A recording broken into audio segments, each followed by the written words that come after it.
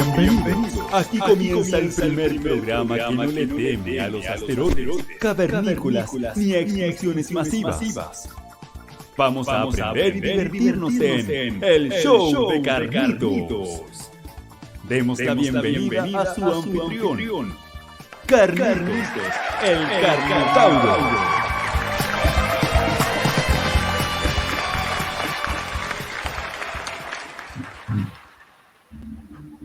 Hola amigos, ¿cómo están? Sean bienvenidos todos a el sexto capítulo ya del Show de Carnitos, este programa donde vamos a aprender y a divertirnos. ¿Y por dónde nos encuentras? Por supuesto, en la señal de divernet.cl, como a ti te gusta. Estamos saliendo en directo por la fanpage de divernet.cl y además por mi canal. Sí, mi canal de YouTube. Soy Carnitos. Así que únanse, participen y obvio no se olviden de apretar la campanita y suscribirse a mi canal para que reciban la información y las cosas que vamos subiendo. Bueno amigos, hoy tendremos un programa sensacional, sí, porque tendremos un gran invitado. Pero primero vamos a saludar a nuestro amigo en los controles, Suisaurio. ¿Cómo estás? ¿Está mutito? Oh, bueno, Suisaurio. Ahora ya va a aparecer, pero está trabajando con nosotros, así que prepárense porque tenemos un gran programa y vamos a comenzar presentando a nuestro invitado del día de hoy, licenciado en Ciencias, paleontólogo de vertebrados y también magíster en Ciencias Biológicas de la Universidad de Chile. Damos la bienvenida al profesor Sergio Soto. Hola, ¿qué tal, Carlitos? Mucho gusto. Bienvenido. Muchas gracias por la invitación. Sí, es un honor tenerte acá con nosotros, así que vamos a compartir cosas muy interesantes, ¿cierto? Así es. ¿Cuántos años trabajando en paleontología, profesor? ¿Cuántos años? Yo diría que ya 13 años trabajando, más o menos, sí. Desde que estaba en licenciatura en biología ya, de estudiante, empecé a participar en paleontología vertebrado. ¡Oh, qué maravilloso! ¿Y el amor por los dinosaurios? ¿En qué momento fue? Eso yo creo que desde que tengo memoria. Era ¿Sí? el típico niñito con dinosaurios de juguete, fascinado. Siempre quise ser paleontólogo, así que estoy prácticamente cumpliendo un sueño de niño. ¡Oye, eso es maravilloso! Siempre mantener el espíritu, enamorárselo de los dinosaurios. Si somos tan lindos, ¿cómo no nos van a querer, cierto? ¿Cierto? Bueno, Sí. amigos, únanse a nuestra fanpage y sigan viendo nuestro programa. Pueden también hacer sus preguntas a nuestro invitado de hoy, el profesor paleontólogo Sergio Soto. Vamos, Sergio, entonces, a comenzar nuestro programa porque tenemos a nuestra periodista a nuestra periodista estrella, Estergosaurio, que nos trae la interesante nota de hoy.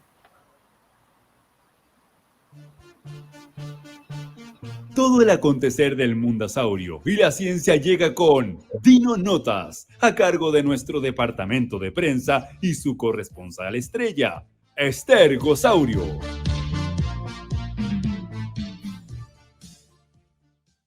Estoy tan molesta, tendré que posponer la realización de mi esperado programa Dino Tour on Fashion Tour. Todo por culpa de los primates que no se cuidan y piensan que la pandemia es un juego. No, pero qué atroz, como tanta la inconsciencia. ¿No ven que por su culpa tendré que seguir en este show y se perderán la oportunidad de verme brillar como la estrella que soy? Pero qué rabia.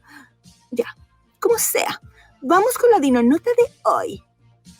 En 1842, Sir Richard Owen y Benjamin Waterhouse Hawkins, tras acuñar el término dinosaurio, crearon las primeras representaciones en esculturas. Nacería así una disciplina conocida como paleoarte. Desde entonces, artistas de las más diversas áreas han trabajado para recrear a las criaturas extintas que alguna vez poblaron el planeta. Un paleoartista debe mezclar una serie de conocimientos. En primer lugar, debe tener nociones de anatomía para definir la estructura, musculatura y la postura del animal a realizar. La capacidad de observación también es importante.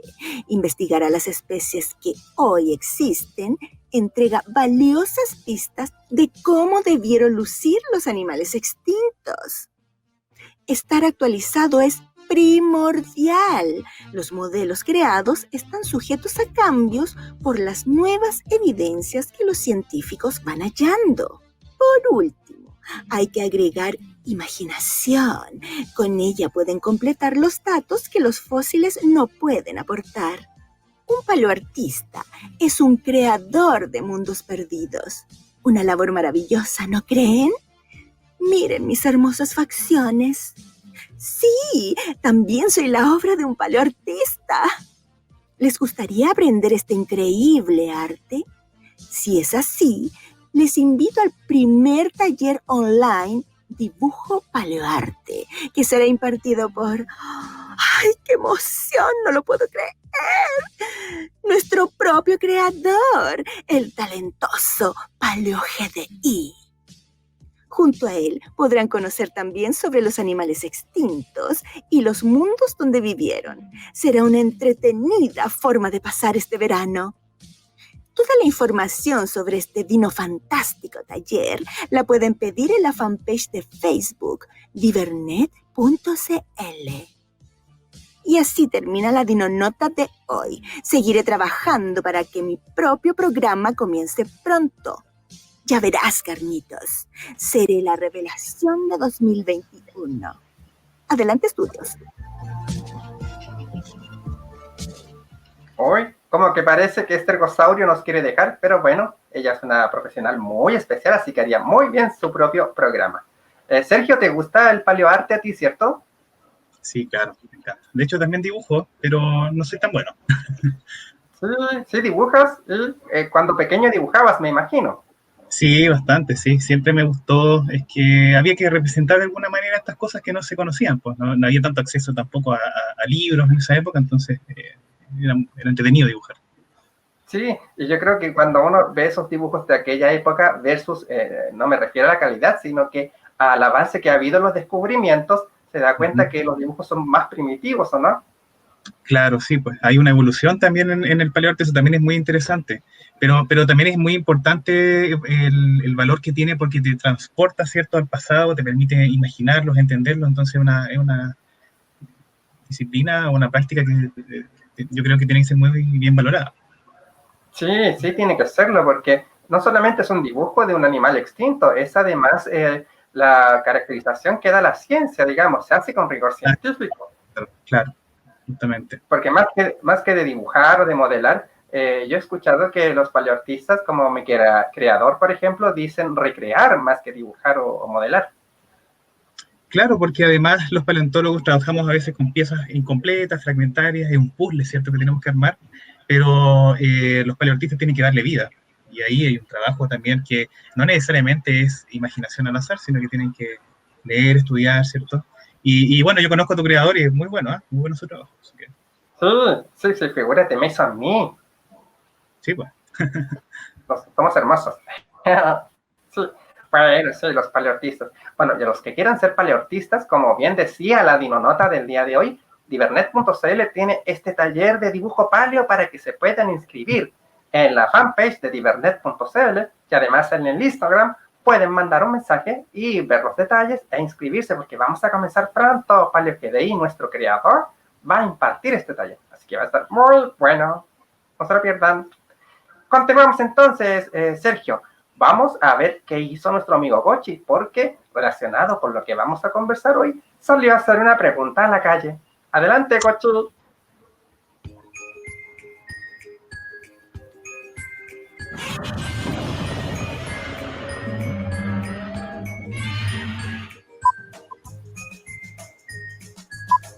Como que se parece al monstruo del lago Ness. Creo que es una tortuga gigante. No sé qué animal es, no tengo idea.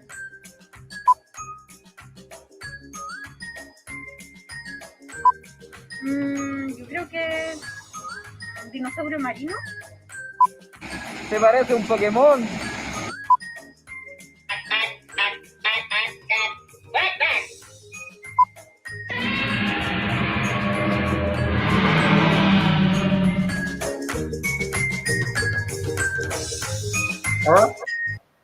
¿Ah? Hasta un extraterrestre apareció, pero Gochi consigue hablar con todo el mundo. Es increíble este notero que tenemos.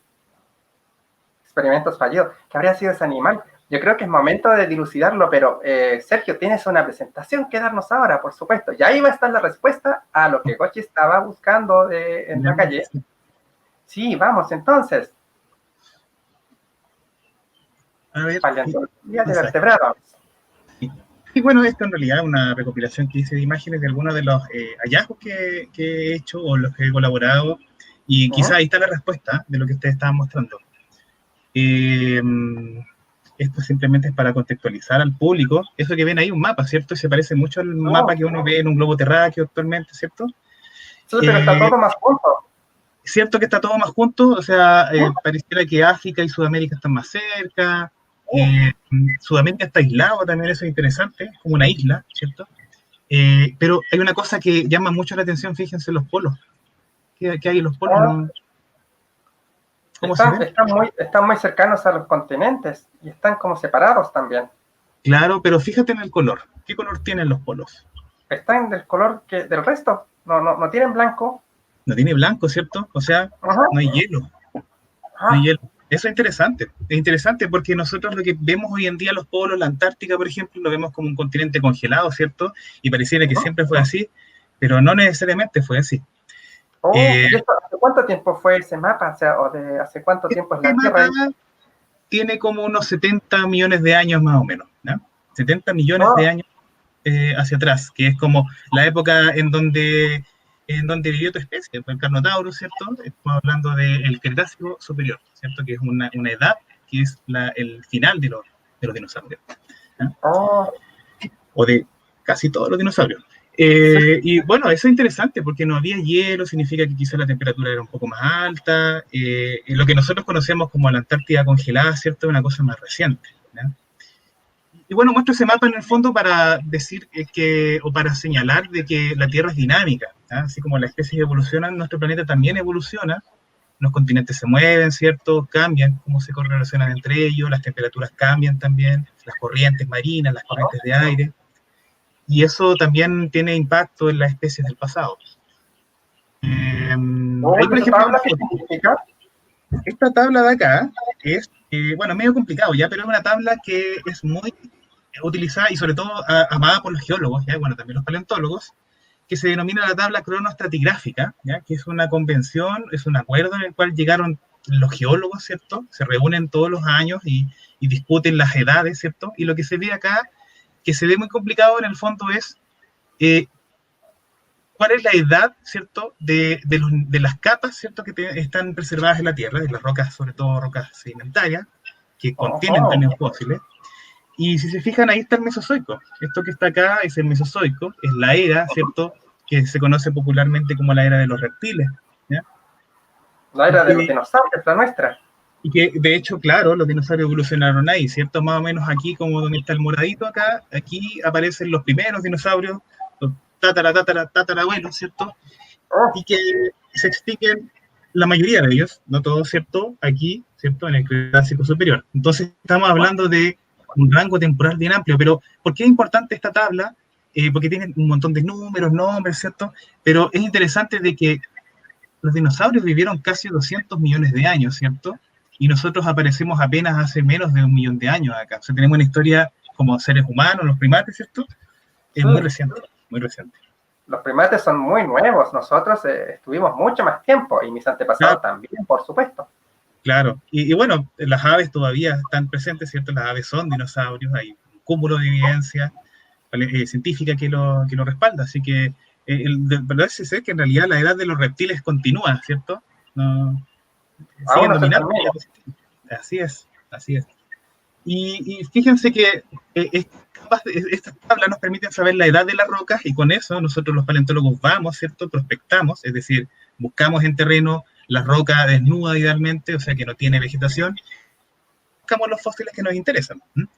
Como en esta foto de acá, ¿cierto? Ahí estamos excavando un dinosaurio, ¿cierto? Un dinosaurio nuevo, de hecho, que estamos estudiando. ¿No está clasificado todavía? En este momento ya está clasificado, ¿ya? Pero no puedo decir mucho más, ¿ya? Es una sorpresa. sorpresa para este año, ¿ya? Y bueno, eso es parte importante del trabajo paleontológico, porque lo que tenemos que hacer nosotros es buscar primero en la roca de la edad adecuada, ¿cierto? Porque si queremos buscar dinosaurios, tenemos que entonces fijarnos en las rocas que tengan entre 66 a 230 millones de años, ¿cierto? Que es la época en donde habitaban la mayor parte de los dinosaurios. Luego que sean rocas que sean continentales, o sea, que se depositaran en un ambiente en donde vivían dinosaurios, porque los dinosaurios son continentales, ¿ya? Y ahí, un poco, adelanto también lo que se preguntaba, ¿cierto?, en la nota, hay otros animales que a veces les denominan dinosaurios, pero no lo son, ¿sí? Son criaturas marinas que vamos a ver más adelante. Y luego de esto, uno lleva esto al laboratorio, ahí los paleontólogos, ¿cierto?, los técnicos separan el material, lo preparan, un proceso delicado que a veces toma muchos años incluso. Separar los huesos de las rocas es un proceso muy delicado, porque los huesos son muy frágiles a pesar de que están convertidos en roca, ¿no? Claro. Y claro, ahí los paleontólogos luego pegan piezas, ¿cierto? Toman sus mates, porque también tenemos que ahí mantenernos despiertos. Y llega un momento en donde uno puede finalmente estudiar una especie y recrearla, ¿cierto? Y publicarla, ¿ya? El proceso científico es muy importante acá, y sobre todo el dar a conocer una especie implica un proceso en donde uno tiene que publicarlo en una revista científica, revisada por colegas, ¿cierto?, en donde uno muestra la evidencia que uno tiene para decir, bueno, tengo aquí una nueva especie, y los colegas van a decir, bueno, sí, ok, o en realidad no me parece, hay que arreglarlo, y eso es parte del método científico. La ciencia tiene que ser, ¿cierto?, reproducible, y los fósiles, por lo tanto, hay que guardarlos en un museo para que después los pueda visitar otro paleontólogo y seguir haciendo ciencia, ¿ya? La ciencia siempre está en constante cambio. Es dinámica, nunca es así. Siempre pasa algo que la hace cambiar o la hace evolucionar. Exacto, esa es la gracia, ¿cierto? No es una cosa fija. Y fíjense qué es lo que hay ahí. ¿Ah? Hay un animal muy parecido al de la nota. Se parece el de la foto de Gochi. Exacto.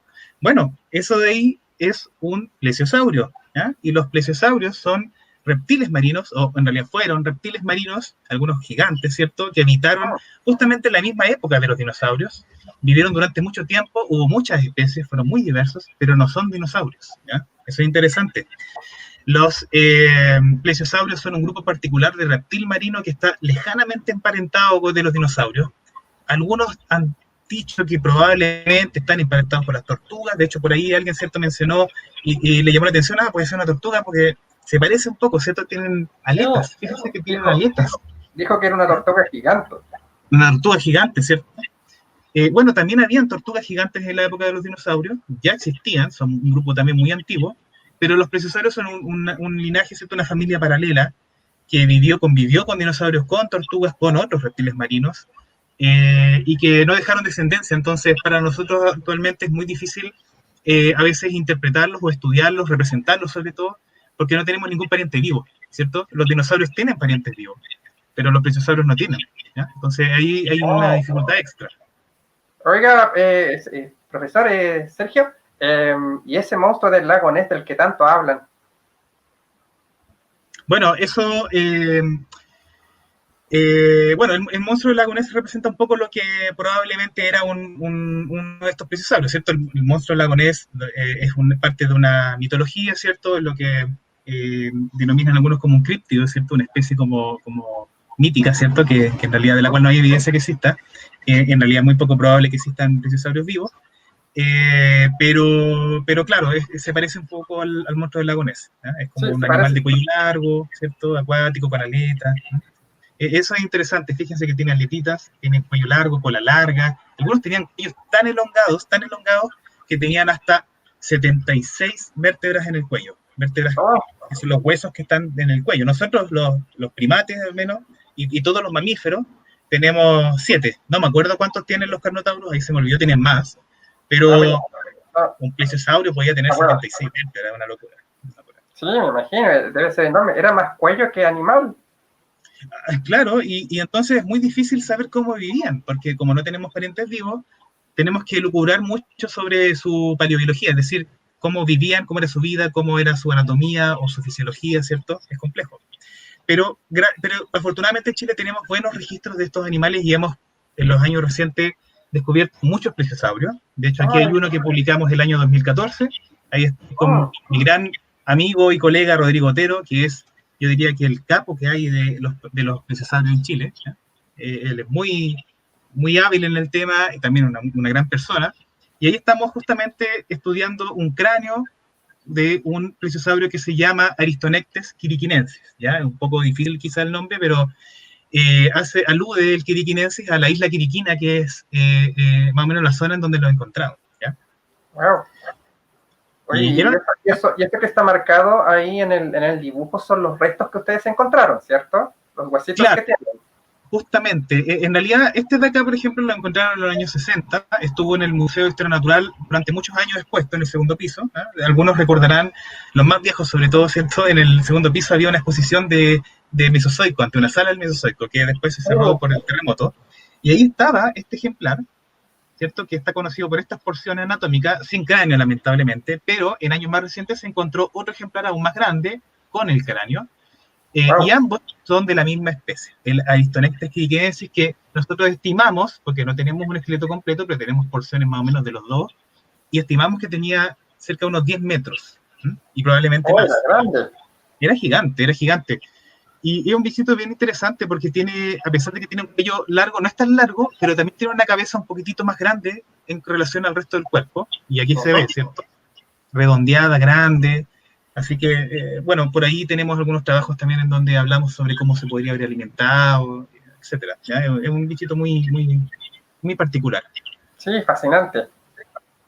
Y este es uno que publicamos hace poquito, unos cuantos meses, un primo del Aristonectes, ¿ya? Que se llama el Bungelfia maulensis, ¿ya? Que es un poquitito más chico. Este es más chiquitito que el Aristonectes, este debió haber tenido unos 4 metros a 5 quizás de longitud. También tiene una historia bien interesante, un poco más triste, sí, porque este animal fue excavado, el esqueleto fue excavado de manera ilegal y por gente que no era especialista, entonces se destruyó, se perdieron algunas porciones, estuvo perdido en una colección privada, pero afortunadamente hay una legislación en Chile que protege los fósiles y se recuperó el material. Entonces se depositó en el Museo Nacional de Historia Natural, que es el que está en Quintana Normal, o sea, es un edificio muy bonito que hay ahí.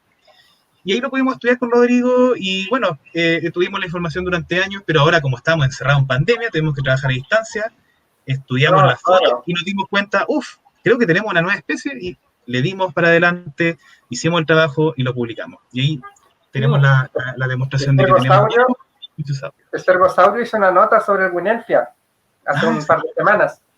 Buenísimo. La voy a ver, no la he visto. Sí, que fue cuando ustedes lo clasificaron. Entonces ella dijo, clasificaron un nuevo reptil marino. Dijo, tengo que hacer la nota. Y la hizo. Buenísimo. Así que, y bueno, este año estuvimos bien cargados el 2020 en realidad bien cargados a los reptiles marinos. Acá tenemos, por ejemplo, una reconstrucción que fue hecha por un paleontólogo y paleoartista estadounidense que trabajó con nosotros en otro paper más para modelar el cráneo de estos plesiosaurios gigantes, los aristonectinos. En este caso es otra especie, se llama Morturneria, que se encontró en Antártica, pero es un primo bien cercano del Aristonectes, y nos llamó la atención de que tenía una cabeza bien ancha y con muchos dientes finos. Entonces nosotros pensamos que estos animales filtraban el alimento más que capturarlo, y quizás como parecido a lo que hacen hoy en día las ballenas, ¿no? Sí, eso iba a decir, es como las ballenas, como que filtran, pero entonces, ¿qué podrían haber comido? ¿Peces pequeños, crustáceos? Es una excelente pregunta y la verdad no lo sé. Nosotros creemos que quizás camarones o alguna especie de crustáceo que puede haber habitado en gran abundancia. No hay muchos peces en Quiriquina, entonces creemos que quizás este es un alimento preferido, pero la verdad no sabemos. Hay un misterio que hay que resolver, ¿cierto? Y aquí al lado, fíjense que tenemos otra reconstrucción de otro tipo de reptil marino también muy interesante, muy bonito, que son los mosasaurios, ¿ya? Que son unos lagartos, una especie de lagartos marinos que también vivieron en la misma época de los dinosaurios y que tenían aletas, ¿ya? Y que también hay en Chile, aunque son un poco más escasos, ¿ya? Ahí tenemos algunos ejemplos. En Magallanes, hace unos años también dimos a conocer ahí un trabajito descubrimos en terreno, así casualmente, un mosasaurio justo al ladito de Puerto Natales, ahí muy cerca, en un cerro. Y el más maravilloso descubrimiento lo hicimos hace varios años atrás en Antártica, un mosasaurio gigante, que le pusimos ese nombre, Caicaifilu, ¿ya? Que hace referencia a la mitología mapuche de las serpientes gigantes, ¿cierto? Kaikaifilu y Tentenfilu, que luchan entre sí, ¿cierto? Y crean, es parte de la cosmovisión mapuche, y crean, ¿cierto? Lo que es la tierra, ¿cierto? Y la relación con el agua, ¿cierto? Con los océanos. Y de hecho se dice que la pelea entre ambos produce los terremotos, ¿cierto? Bueno, esta es un homenaje a eso.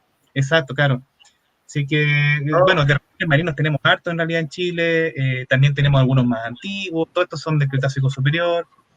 Tenemos eso se debe también a que buena parte del territorio chileno, que hoy es tierra, en esa época estaba cubierto por el mar.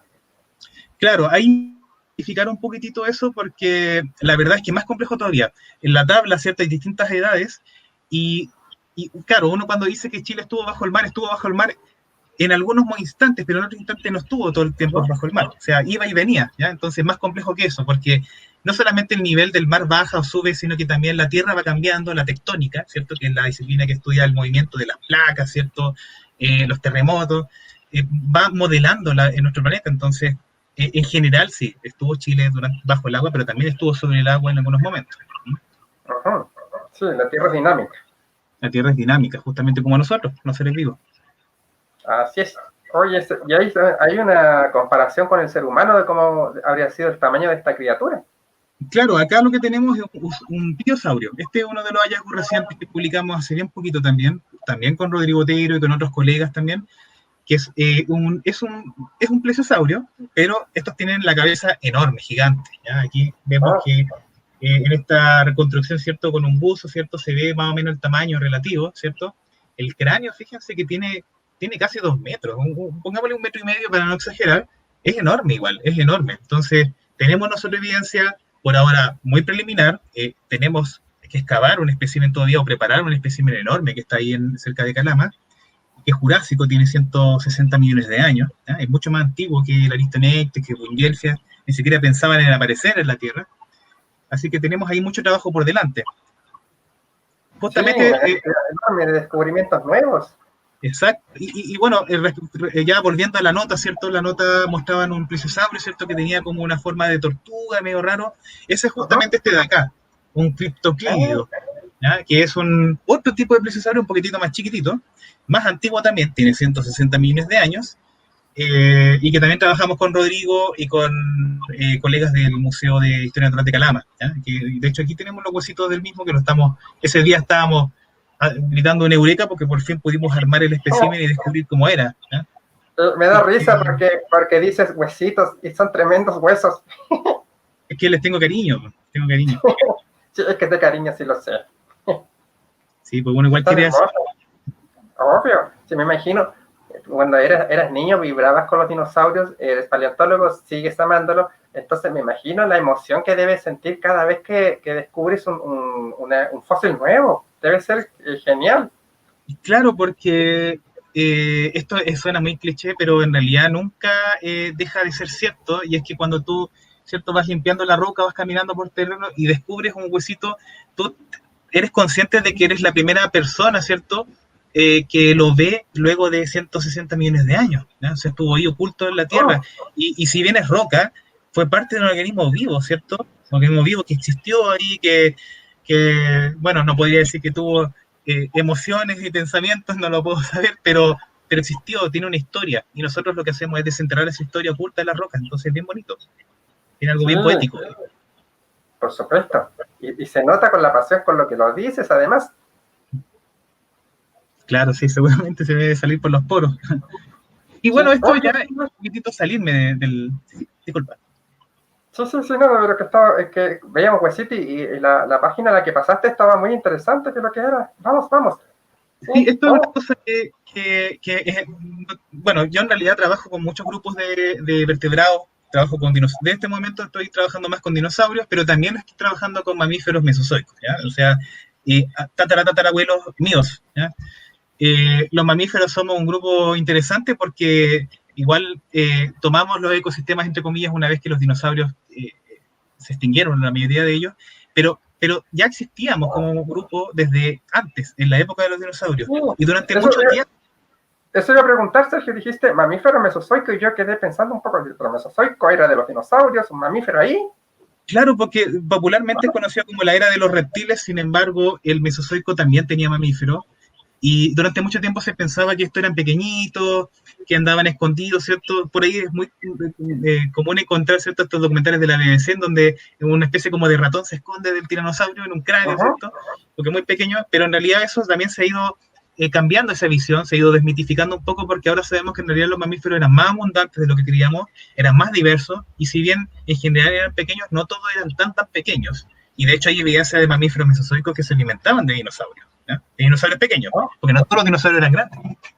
De hecho, la gran mayoría de los dinosaurios son pequeños. Las aves, por ejemplo. Y más o menos, ¿hay un estimado de cuándo podrían haber aparecido los primeros mamíferos? ¿Una idea? Eso es pregunta difícil de responder, pero más o menos al mismo tiempo que los dinosaurios, es decir, hace unos 220 millones de años, o sea, mucho tiempo, aparecen más o menos al mismo tiempo, ¿ya? Eso es interesante, pero los dinosaurios rápidamente ocupan los ecosistemas y los mamíferos quedaron como un poquitito más, ahí, más relegados a un pequeño tamaño, hasta que luego los dinosaurios se extinguen y cambian las condiciones del planeta y los mamíferos aumentan de tamaño, se van al mar, aparecen las ballenas, empiezan a caminar los monitos en dos patas y estamos nosotros acá. Claro, se diversificaron cuando tuvieron la oportunidad. Exactamente, sí. Eso es lo que se denomina como un reposo ecológico.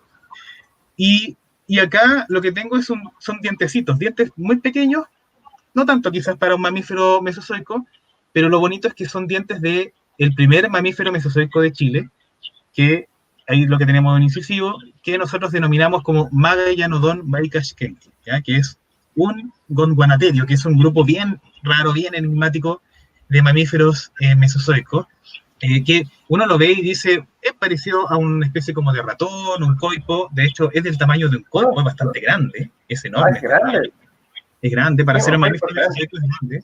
Claro, los coipos son enormes, pero en realidad no tiene nada que ver con los roedores, es parecida a la dentición, pero no tiene relación con ningún mamífero moderno, sino que es un grupo mucho más primitivo de mamíferos, que como les dije se llaman gondwanaterios, que significa bestias de Gondwana, que es este supercontinente que existió durante la época de los dinosaurios en el sur, y que de manera convergente se parece a los roedores, ¿no? Entonces, es un interesante caso también de evolución, de convergencia, ¿cierto?, en la época de los dinosaurios.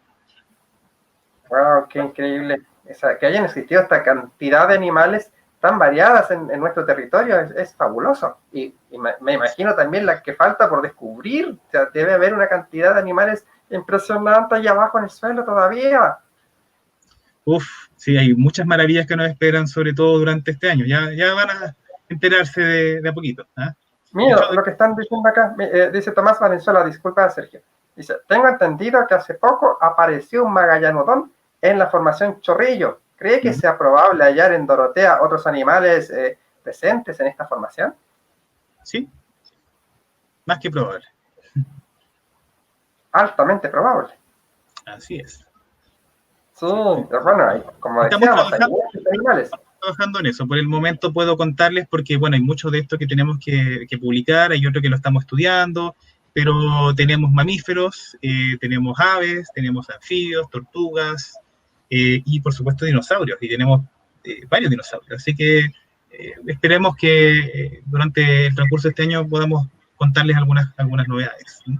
Sí, bueno, hay un dinosaurio también que trabaja con nosotros, que estuvo viendo lo que estábamos conversando sobre los reptiles marinos y también quería hacer una reflexión. Vamos a ver qué opina el doctor Fósil y volvemos. Veamos.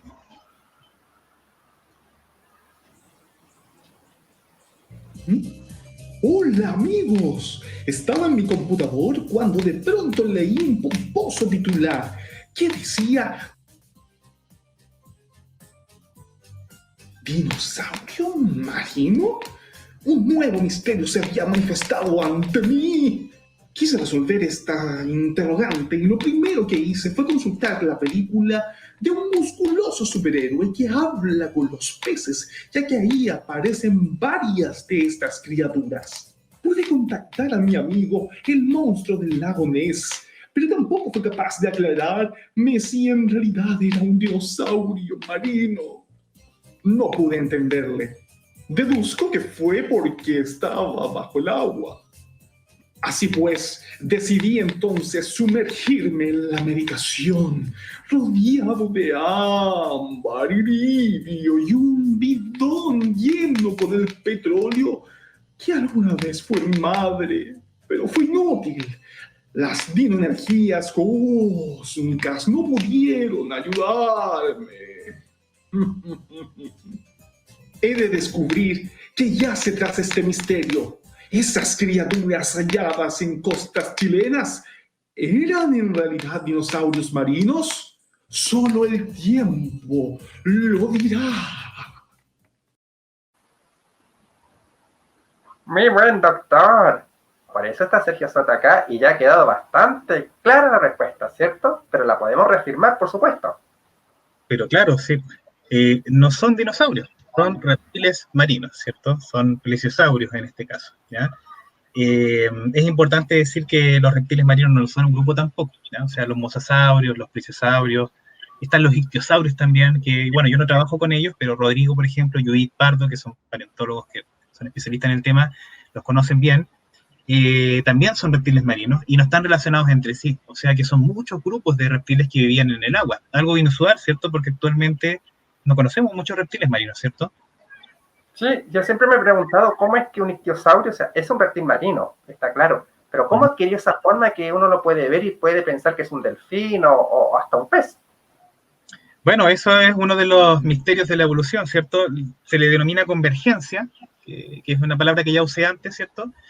Que es cuando dos organismos que no están emparentados entre sí adquieren las mismas características y probablemente se debe a que viven en los mismos lugares, tienen los mismos hábitos, pero aparecen de manera paralela, ¿cierto? En dos caminos evolutivos diferentes. Y eso pasa con los ictiosaurios, que son reptiles que probablemente descienden de algo similar a un lagarto, pero que terminan siendo muy parecidos a un delfín. Tienen aletas, ¿cierto? Con dos lóbulos, una aleta dorsal incluso, que no tiene hueso, y que son hidrodinámicos, animales fantásticos, ¿cierto? Sí, me gustaría que volviéramos a la presentación, Sergio, y nos mostrar, estábamos viendo los hallazgos nuevos y estábamos hablando del Magallanodón, este animal tan particular. Claro, bueno, sí, pues Magallanodón, ¿cierto? Representa como el primero de una nueva línea de investigación que estamos trabajando, como, bueno, y aquí tengo que decir que yo trabajo en la Red Paleontológica UChile, de la Universidad de Chile, en un proyecto súper grande de anillo, un proyecto anillo que financia el Estado y que trabaja con vertebrados, y ahí somos un equipo numeroso, con distintas especialidades, y esta es digamos, es como el primer adelanto, ¿cierto?, de lo que van a hacer los mamíferos, porque se vienen grandes sorpresas en cuanto a mamíferos mesozoicos. Y también dinosaurios, como lo había dicho. Aquí hay un cuadro, ¿cierto?, en donde resumimos lo que hay de dinosaurios en Chile, ¿ya? ¿Cierto? Son un grupo muy popular, porque, bueno, son los protagonistas de este programa. Y es importante decir o recalcar de que durante mucho tiempo, y eso también me pasó a mí cuando yo estaba formándome como paleontólogo, nos dijeron de que los dinosaurios no existían en Chile, o que había, pero eran muy... ¿Cierto? Sí, es que yo siempre cuento esta anécdota que Primate Calvo, que es mi tutor, me contaba que cuando él era niño, lo llevaron al Museo de Historia Natural de Quinta Normal, y uno de sus profesores les dijo que no hubo dinosaurios en Chile, y él siempre me cuenta esa anécdota. Claro, eso es triste, ¿cierto? A mí me pasó lo mismo, cuando fui chico yo iba siempre al museo, me encantaba, era un niño nerd fascinado por la ciencia, por los museos, era muy lindo ir siempre a ver lo que habían poquitas cosas de dinosaurios, pero claro, a mí también me dijeron muchas veces, no hay dinosaurios, ser paleontólogo en Chile no tiene sentido. Bueno, la paleontología es mucho más que los dinosaurios también, pero aún así no hay muchos fósiles, no hay muchos especialistas. Sí existieron dinosaurios, eso es la verdad, hubo muchos dinosaurios, estamos recién desentrañando los misterios de estos animales en Chile, parecen ser tan abundantes como en otros países de Sudamérica. Sin duda que Argentina lleva la delantera en esto, pero también Argentina lleva 100 años de tradición en paleontología. Así que yo creo que tenemos dinosaurios para rato en Chile. Acá tenemos un cuadro resumen de lo que se conoce hasta ahora, que ya les adelanto que está desactualizado, porque, bueno, vamos a ir completándolo durante los próximos años o décadas, pero tenemos todo tipo de dinosaurios de cuello largo, ¿cierto? Saurópodos, como se les denomina técnicamente, ornitisquios, tenemos ornitópodos, ¿cierto? Tenemos hadrosaurios en Magallanes, hay un importante yacimiento con estos dinosaurios pico de pato, que son muy bonitos, y ahí Bueno, y podrían invitar quizá a un colega mío, el Jonathan Alarcón, que está trabajando con ese tema. Sí. Y hay también algunos restos de dinosaurios terópodos. Está el chilesaurio, que es un ícono, ¿cierto?, publicado en 2015, un dinosaurio muy raro, muy inusual, que viene de Aysén, ¿cierto? Muy del club. Pero Como decía David Rubilar, que era el ornitorrinco de los dinosaurios. El ornitorrinco de los dinosaurios, justamente porque mezcla una cantidad o una combinación de caracteres que está presente en muchos grupos, entonces es muy difícil clasificarlo, ¿eh? Igual que un ornitorrinco. Sí, es muy especial ese dinosaurio. Quería volver un poquito al primer mapa, o sea, no volver, sino que me acordé del mapa, ¿no? Cuando veíamos que los continentes están... No, pero no importa si era solamente mencionarlo, que el mapa muestra los continentes separados, Sudamérica como una isla. Entonces, claro, entonces los dinosaurios en esa parte del mundo, abajo en Sudamérica, evolucionaron de una forma diferente que arriba, supongo. Claro, sí, bueno, Sudamérica estuvo aislado durante mucho tiempo. Algunas de las últimas conexiones que tuvo fue con África y que se separan hace entre 100 a 80 millones de años.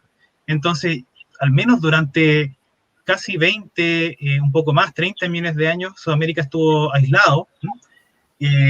Sabemos que probablemente se conectó con Antártica a finales del Cretácico y eso está respaldado, ¿cierto?, por un montón de evidencia geológica y bueno, también tenemos hadrosaurios en Antártica, así que pasaron por algún lugar. Nosotros creemos que pasaron por el lugar en donde nosotros estamos trabajando en Magallanes, pero Sudamérica estuvo durante muchos millones de años en una especie como de aislamiento biogeográfico, como se denomina en biogeografía o en ecología. Una especie como de isla, en donde las cosas evolucionaron por su cuenta y aparecieron dinosaurios rarísimos, ¿cierto? Entre ellos tu familia, ¿cierto? Los abelisaurios, que son un grupo muy particular de dinosaurios carnívoros muy diferente al resto de los carnívoros terópodos, ¿cierto?, que habían en el resto del mundo. Y también están los titanosaurios y bueno, muchos otros grupos que aparecieron ahí. Especiales y enormes. Oh, ya nos va brillando el tiempo, Sergio. Para ir cerrando la presentación, ¿alguna investigación o algún adelanto que puedas hacer ahora de lo que vayamos a conocer este 2021? Algo mencioné sobre los hadrosaurios, se viene algo ahí a futuro, ¿cierto? Estamos por fin ya avanzando en este tema, son dinosaurios bien interesantes, tenemos un yacimiento espectacular, con una gran cantidad de esqueletos, ¿cierto?, que estamos trabajando en estos momentos en la Universidad de Chile. Sabemos que estos también probablemente habitaron en un momento en donde era muy frío, ¿cierto? Fíjense que en esta espectacular construcción que hizo Luis Pérez, que es un muy destacado paleortista y también gran amigo, que lo retrata aquí con nieve, ¿cierto? Estos dinosaurios pasando frío, los pobrecitos, junto con unos mamiferitos, probablemente Magallanes, quién sabe. Y bueno, tenemos también algunas cosas que esperamos poder dar a conocer pronto, ¿cierto? Especies nuevas de dinosaurios y de otros grupos de animales, no solamente de Magallanes, sino que del resto del país, pterosaurios también, reptiles marinos nuevos, y mamíferos nuevos también. ¿No? Va a ser un gran año para la paleontología en Chile, entonces. Qué maravilla. Esperemos que sí, con todo, pandemia y todo, pero van a seguir descubriéndose especies. Maravilloso. Oh, increíble. Da muchas ganas de seguir conversando. Es maravilloso. Por último, Sergio, a la gente, a los niños que están en su casa y sueñan con ser paleontólogos, se puede, ¿cierto? Dices, se puede estudiar paleontología en Chile. ¿Qué consejo les darías? Se puede. Bueno, no es fácil, hay que estudiar, ¿cierto? La paleontología es una ciencia, si bien no hay una carrera de paleontología en Chile, tampoco la hay en general en muchos países. Hay contados casos como Argentina, Brasil, ¿cierto?, en donde tienen algunas universidades carreras de paleontología de pregrado. Pero yo, por ejemplo, estudié licenciatura en Ciencias con mención en Biología, o sea, soy biólogo, pero tú también podrías estudiar Geología, ¿cierto?, si quieres ser paleontólogo, es posible. Hay que, lo más importante con esto es alimentar, ¿cierto?, la curiosidad, nunca dejar de leer, nunca dejar de investigar, porque la ciencia en el fondo es eso, ¿cierto?, poner a prueba los postulados previos, cuestionarlos, ¿cierto?, hacer experimentos, maravillarse con la naturaleza, el amor, ¿cierto?, por la historia natural también. Uno no solamente trabaja en el laboratorio encerrado, ¿cierto?, sino que también tiene que salir a terreno, observar a las especies, ver cómo, ver patrones biológicos, ¿cierto? También es muy importante para la formación de un paleontólogo. Y bueno, en Chile tú puedes estudiar biología, puedes estudiar geología, pero también hay paleontólogos que provienen desde pedagogía, ¿cierto? Y incluso disciplinas un poco más alejadas de la ciencia. Y lo importante es acercarse a un grupo de investigación, ¿cierto? Un instituto, algún laboratorio que trabaje con fósiles. No hay muchos todavía, pero están apareciendo cada vez más. Hay en Valdivia, ¿cierto? Un gran centro de investigación. Hay un magíster en paleontología en la Universidad Austral de Valdivia, que es maravilloso. En la Universidad de Chile tenemos un laboratorio también que estamos ahí montando, ¿cierto? Tenemos muchos estudiantes. También tenemos algunos grupos de investigación en Coquimbo, en Punta Arenas. Entonces hay lugares todavía. Falta mucha gente. Nosotros necesitamos paleontólogos, todavía hay mucho que hacer, muchas interrogantes que responder, así que todos son bienvenidos. Oh, maravilloso. Muchas gracias, Sergio. Genial exposición. Genial por aclarar las dudas. Y ya lo saben, no hay dinosaurios marinos, reptiles. ¿Ya? Eso queda clarísimo. Bueno, y hablando de dinosaurios, tenemos a una integrante de nuestro programa que es la mayor, bueno, no quiero decir eso porque después me reta, pero es la con más experiencia, que es la tía Plumas, y vamos a ver qué le pasó esta semana a ella y a su sobrino Polluelo, que es mi primo. Porque más sabe el saurio por viejo que por saurio. Pon mucha atención a los consejos que te dará la tía Valeraptor, la tía Plumas. Nuevamente Polluelo se ve envuelto en un lamentable y evitable accidente. Todo por no escucharme. Este es el lugar de los hechos.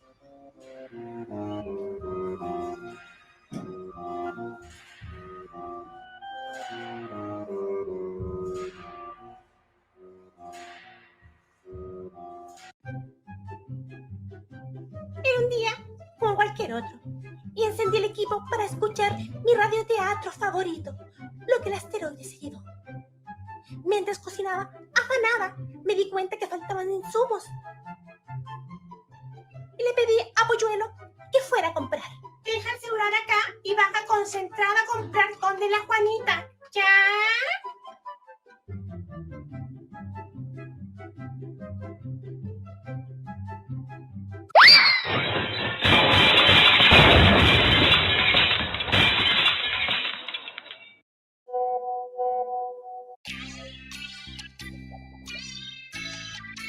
Papitos, por favor, recuerden que al bajar las escaleras se deben tomar del pasamanos, pisar el peldaño completo, evitar correr, estar concentrado y tener al menos una mano aquí, agarradita en el pasamanos. Este cabrón chico no aprende, me tiene loca. Carnitos, por favor, aconseja. Por favor, ¿cómo puede pasar eso, tía Plumas? Polluelo siempre anda haciendo estupideces. Oh, Sergio, en realidad, perdón, te pido disculpas por el lapsus. Qué terrible, qué vergüenza que me hacen pasar. ¿Alguna vez te pasó algún accidente así? En terreno me he caído harto, sí. Pero bueno, hay que aprender a caminar también en cerros, ahí con peso, pero me ha pasado mucho, sí. Sí, pero no ibas mirando un celular. No, para nada, sí. Bueno, probablemente iba buscando fósiles, así que igual iba a ir a lo mejor. Sí, es importante, haganle caso a la tía Plumas cuando bajen las escaleras, o no anden con el celular ahí metidos con la cabeza abajo porque les puede pasar como Polluelo. Recuerden, no sean como Polluelo, jamás, ¿ya? Pueden quedar fosilizados. Así es, terrible, se pueden quedar como un fósil quebrado, así que cuídense siempre. Bueno amigos, tenemos la recomendación de la semana que nos va a hacer nuestro amigo Dinocine, también en algo relacionado con lo que acabamos de ver hoy. Así que vamos con la película de la semana.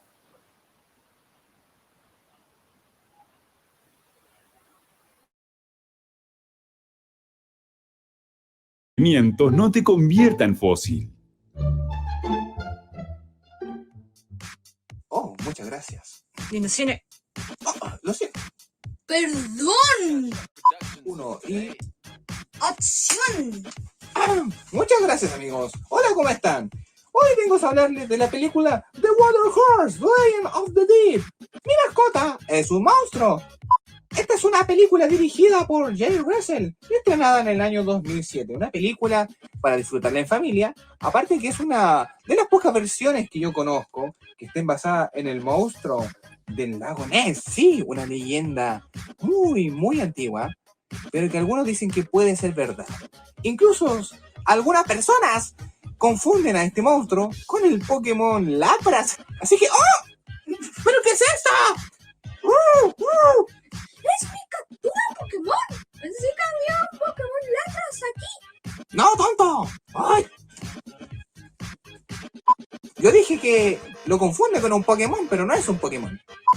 Así es, esta película está basada en un libro de Dick King Smith que se llama El caballo de agua. Por supuesto, es una versión muy interesante sobre el origen del monstruo del lago Ness. Así que si ustedes son de la gente que le gusta estas películas familiares, así se han visto E.T., Liberen a Willy y todas esas películas que pueden ver con niños, por supuesto que las van a disfrutar, porque las actuaciones sí son algo por ahí, sí, pero los paisajes, esas cosas, eso sí, me encantó bastante de la película, por supuesto. ¡La película es mala! ¡Cállate! Tu película, Godzilla, sí que es mala. Así que bueno, recomendar esta película para el papá, la mamá, el niño. No hay dudas de que la idea de la amistad entre un niño y un ser mitológico no es original, pero por supuesto que un niño se sentirá muy identificado con este tipo de historias. Así que por supuesto, véanla, disfrútenla y... ¡Una pañoleta! Gracias. No sé por qué estoy llorando, pero al público le encanta.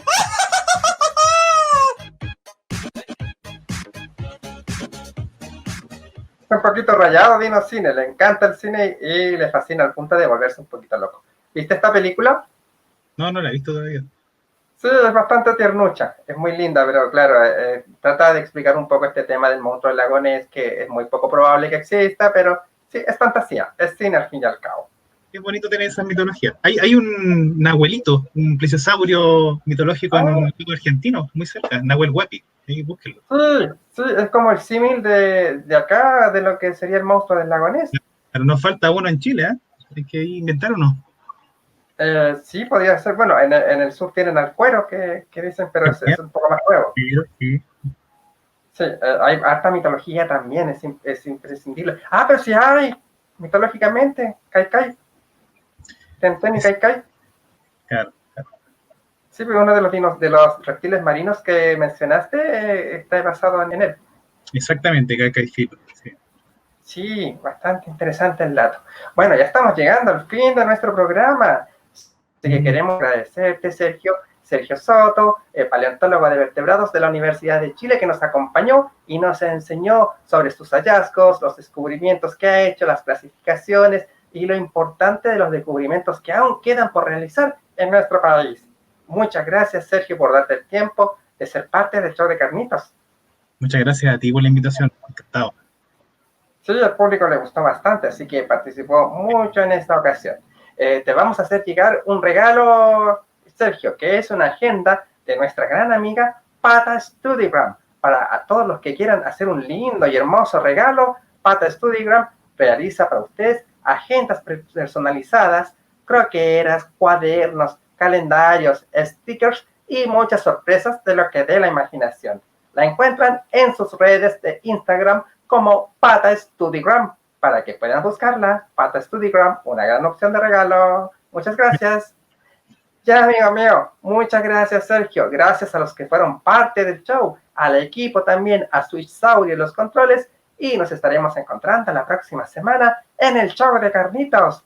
Nos vamos, eso sí, con una canción de nuestros amigos, los Extintosaurios. ¡Hasta pronto! Chao. Hasta aquí llega el show de Carnitos, un programa de dinosaurios locos, hecho por locos por los dinosaurios. Hasta la próxima.